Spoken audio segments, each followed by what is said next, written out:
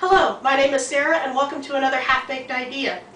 One of the treasures of Saturday mornings is a special breakfast, and one of the things I like to do for my family are cinnamon rolls. Now this is also great for holidays. I get asked quite often to make cinnamon rolls for holidays.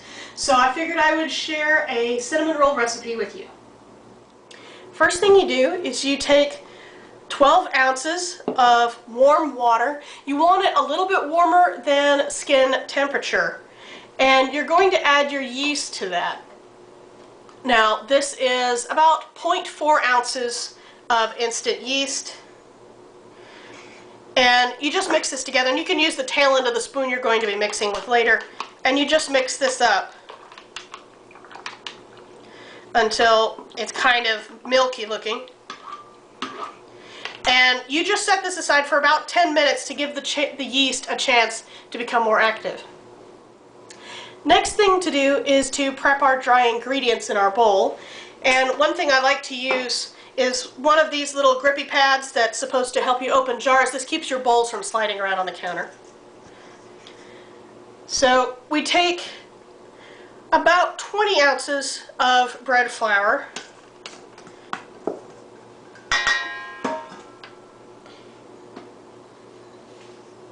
One ounce of non-fat powdered milk,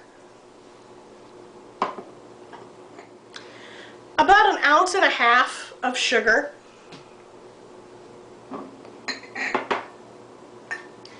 a half ounce of salt, and you just whisk these together. Now as soon as your yeast is ready, we're going to start mixing this in. And for those of you who have been put off by my use of weight measurements, there will be volumetric measurements included in the recipe at the end of the video. After about 7 to 10 minutes, your yeast should have started to form a kind of foamy cap. As you can see, there are bubbles on the surface here, and that's just where you want it. So we're going to go ahead and mix this in.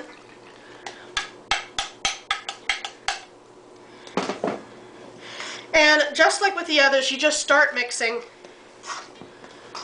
Oh, and you want to take this out from under there because it keeps the bowl from turning when you mix. Now we're just going to mix this to kind of the shaggy mass stage, which is coming together very quickly. And then we're going to add our butter in, which is going to make up for the rest of the liquid in this particular recipe. Now normally with bread you don't want to add your fat like butter or oil in until the very last stage after you do the window pane test. This is because it causes the gluten strands to kind of get coated and not form the long chains that you normally want with normal bread. But you want something soft and succulent when it comes to cinnamon rolls. So we're going to go ahead and add our butter in early, and that's going to make things nice and soft as well as flavorful and tender. Now you want about an ounce and a half of softened butter. See, it's soft enough for you to leave imprints in it when you press. That's soft enough. And we're just going to add this in. We're going to mix it a little bit, but because we're not using a standing mixer, it's just going to kind of spread like it would on toast. So we're just going to get this started, and then we're going to switch to stirring by hand. We're going to sprinkle a little bit of bench flour down. And again, it's always a good idea to have a little bit of flour around. And for bench flour, it doesn't really matter whether you use bread flour or all-purpose. You just need something that keeps stuff from sticking to your work surface. Now we're going to dump out our stuff, and see there's still some dry pockets here. That's because we haven't gotten the butter worked in entirely as much as it needs to be. Well-floured hands, and you just start kneading. Now with this, it's a little tough because it's not as pulled together as, for instance, the focaccia in the previous videos. So you need to kind of scoop it together and press it in. And see, there's all this stuff here, this dry floured mess, but there are little pockets of dough here, so it is important to try to scoop these together and mix it in.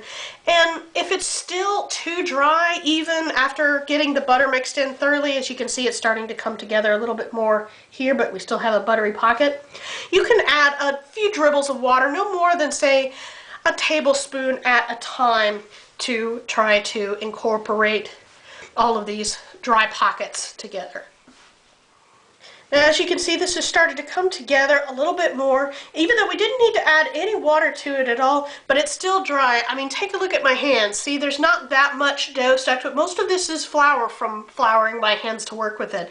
And for this particular dough, that is perfectly fine having it dry. A lot of other doughs, you really don't want it to be that dry because you're not going to end up with as good a crumb, which is the interior of your bread. However, with this is fine because we're going to make up for it by filling it with butter and cinnamon and sugar anyway.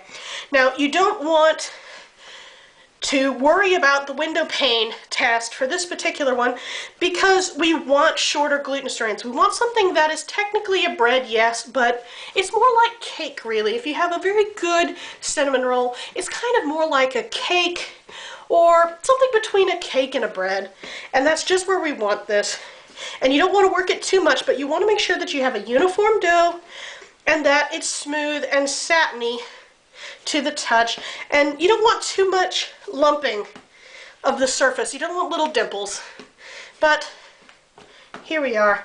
And that's about ready. And it takes about, most people take about 8 to 10 minutes of kneading to get it to this stage. Now we take a clean bowl and some, Pam spray or something like it, and you just lightly mist the interior like so. Now we take our bread dough, and as you can see, this is kind of a smooth top. There are kind of lumps on the bottom. You want this kind of lumpy shape here to be up when you put your bread dough in, so you just kind of dump it in like so and flip it just to kind of give the top a good covering, or you could just spray a little bit of extra here. We cover this with plastic wrap and set it in a warm place for about an hour until it starts to rise and spread out and get all nice and puffy. While your bread is fermenting or rising for the first time, you want to prep the filling for your cinnamon rolls. Now you take about half a cup of sugar and 3 teaspoons of cinnamon, and you just whisk this together so you have a nice even mix. Be careful, it gets a little cloudy. But there you are. Now you take 1 stick of butter and we're just going to mix this in together. So we just kind of mash our butter into the mixture, and you just keep mashing and mashing, and it'll come together, and this will be a delightful filling for the interior. And if you'd like, you can mix in some nuts or some raisins, or maybe some dried apples would be really good, but you don't want a lot because what you mainly want is the butter and the cinnamon for the interior. And as you can see, you kind of end up with kind of a lump of this, and what you do is you cover this once it's finished, as it just about is.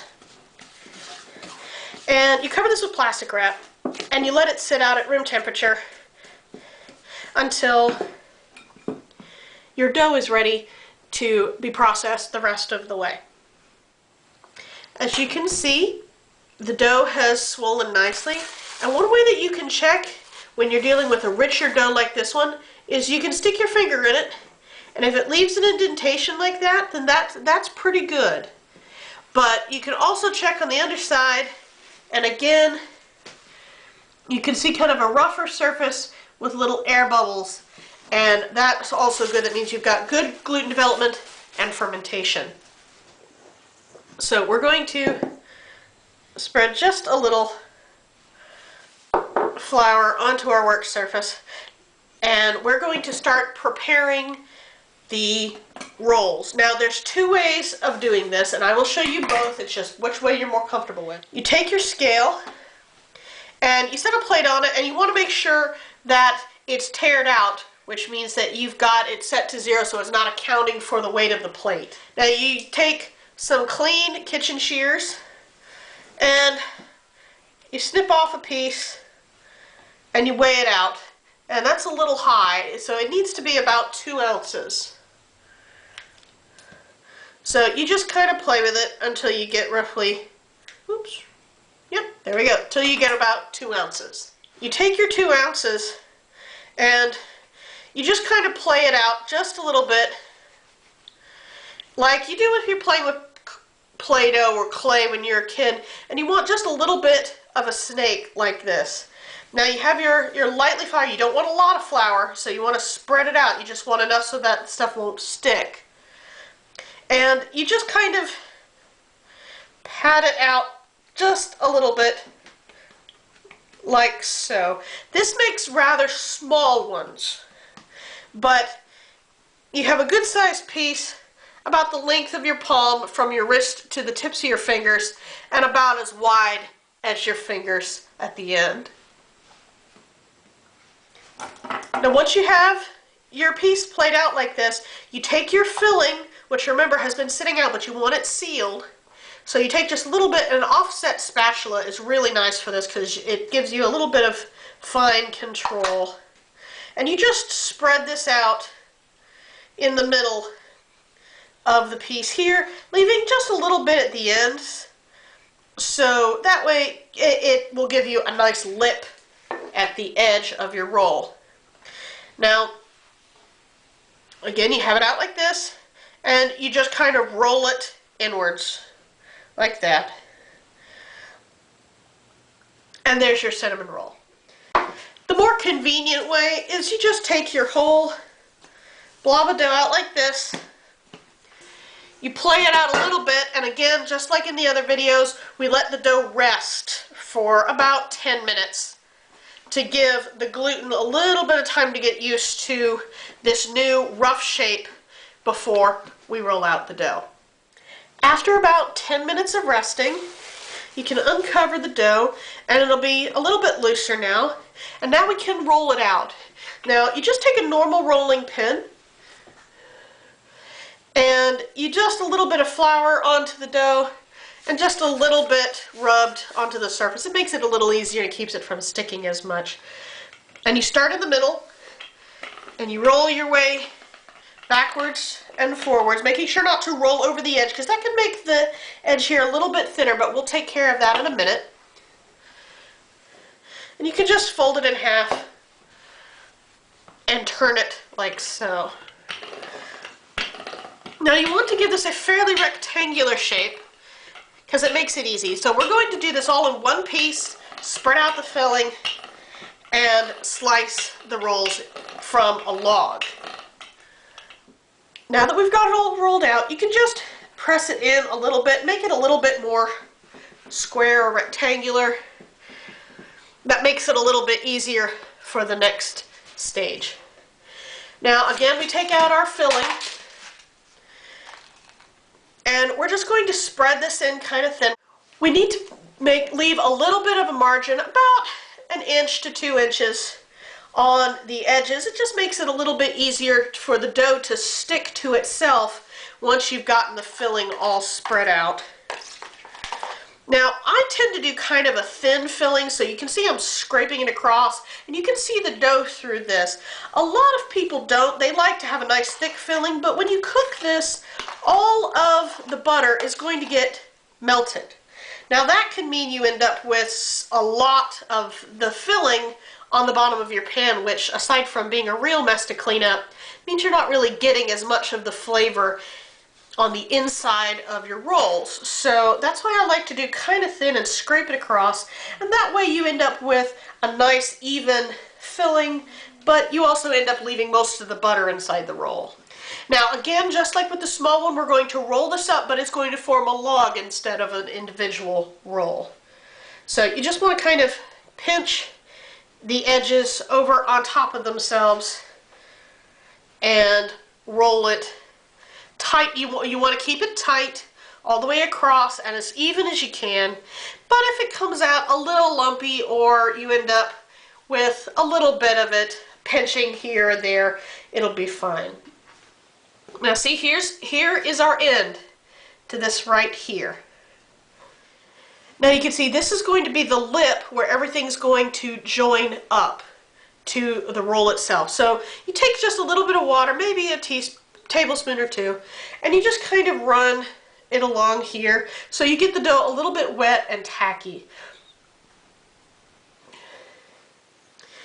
Now this will form kind of a barrier here, and it will allow the dough to stick to itself a little bit better. And as you see, that's holding fairly well, whereas before it was only the filling that was holding it. Now we form this seam down, and now we're going to slice them. Now I like to take a sharp knife. Chef's knife will work, but it tends to have a heavier handle, so you tend to drag it a little bit more when you cut. So I like to use a boning knife or a utility knife like this one.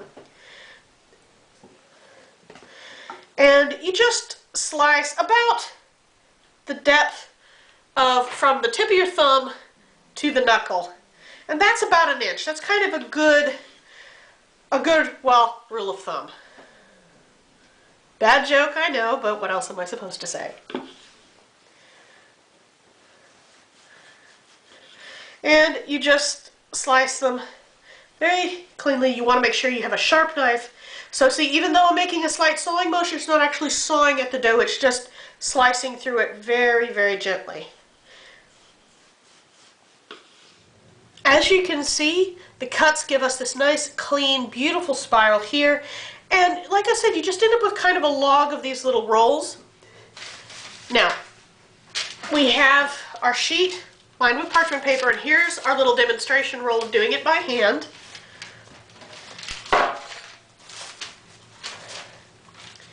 And I might as well show you with this one. You just kind of press it down just a little bit. These do make slightly more dough-heavy rolls than filling-heavy rolls, and they're not as even or as pretty looking as these, but this is a way you can do it by hand. So you just press it a little bit flat, and as you can see, the tail end here is coming apart.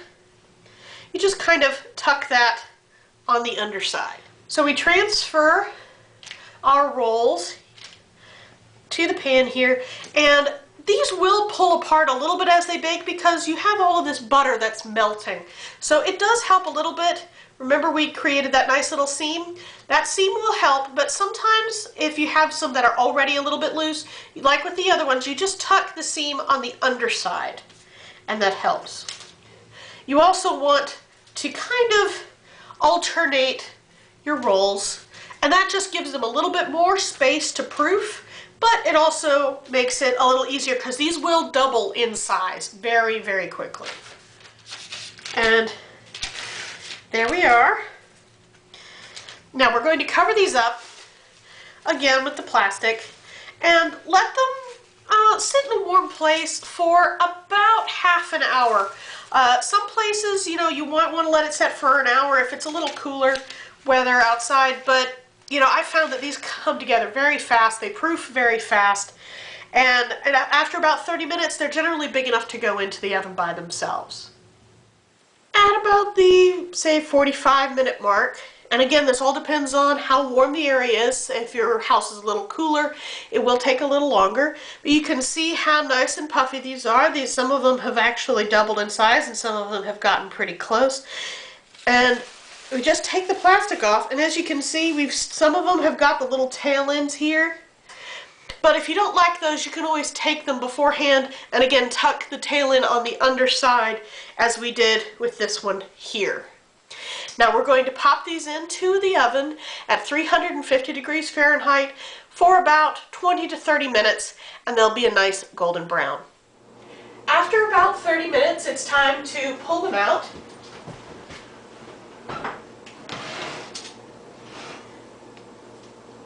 And as you can see, we've got a lovely golden brown on our cinnamon rolls. While our cinnamon rolls are cooling, take about 2 cups of powdered sugar and a couple of tablespoons of milk.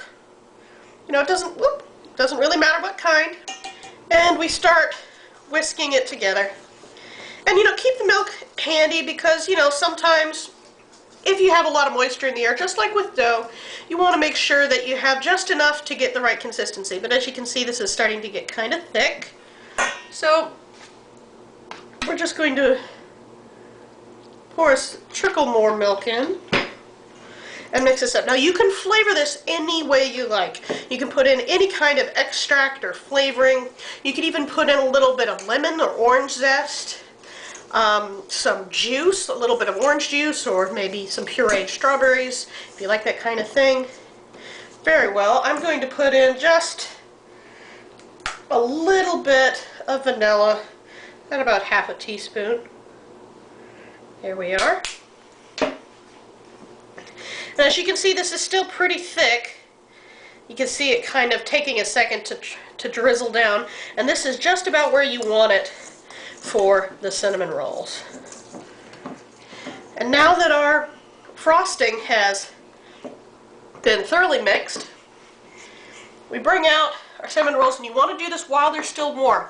This causes the frosting to kind of melt just a little bit and kind of thin out across the top of the cinnamon rolls and down the sides. Now, if you don't like the drizzle, you could do without it. But like I said, it's nice to have a little bit of the glaze on top because you can flavor it that way. And here we have it, a wonderful breakfast delight for you and your family. And the nice thing about this is you can do them the night before. You can put everything together except for the last baking section, wrap it up in plastic, tuck it in your fridge, and the next morning you pull it out for about an hour and you pop it into the oven, and they come out beautiful golden brown. You just whisk together a little frosting and you have a nice breakfast surprise for you and your family.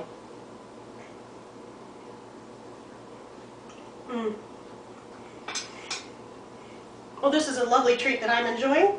My name is Sarah, and thank you for another half-baked idea.